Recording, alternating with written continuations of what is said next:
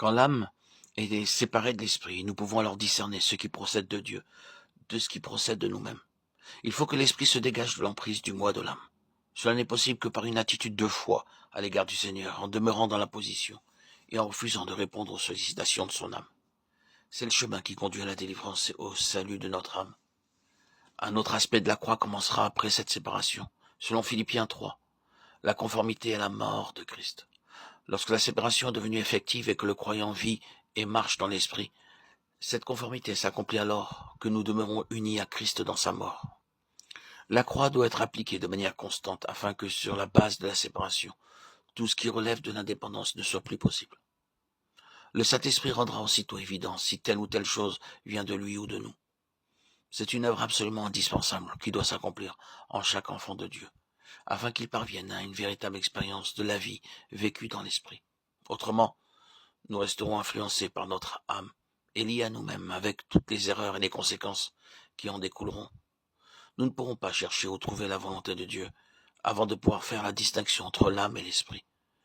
Cela n'empêchera pas cependant Dieu de nous conduire, mais pour ce qui concerne la recherche de la pensée et de la volonté de Dieu, il est indispensable d'être séparé de soi-même. Le Seigneur Jésus, dans son âme, était séparé et vivait entièrement en esprit. Il se référait toujours à Dieu le Père par le Saint-Esprit au moyen de son esprit qui transmettait les directives à son âme. L'apôtre Paul rappelle selon le verset 10, « Ainsi, je connaîtrai Christ, la puissance de sa résurrection et la communion de ses souffrances, en devenant conforme à lui dans sa mort. » La conformité dans sa mort implique que cette division intérieure soit réalisée pour continuer à vivre et à marcher par l'esprit. La croix poursuivra son œuvre. L'œuvre de la croix ne cessera pas tant que nous vivrons. Le Saint-Esprit se sert de la croix comme d'une interdiction à tout ce qui procède de l'homme. Souvenons-nous de Nadab et Abihu, qui avaient apporté du feu étranger. C'est quelque chose qu'ils avaient pensé en eux-mêmes.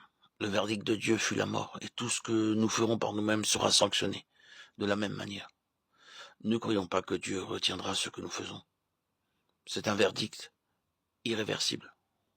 Nous devons vivre et marcher dans l'esprit. C'est ainsi que nous expérimenterons le salut de l'âme, qui deviendra obéissante.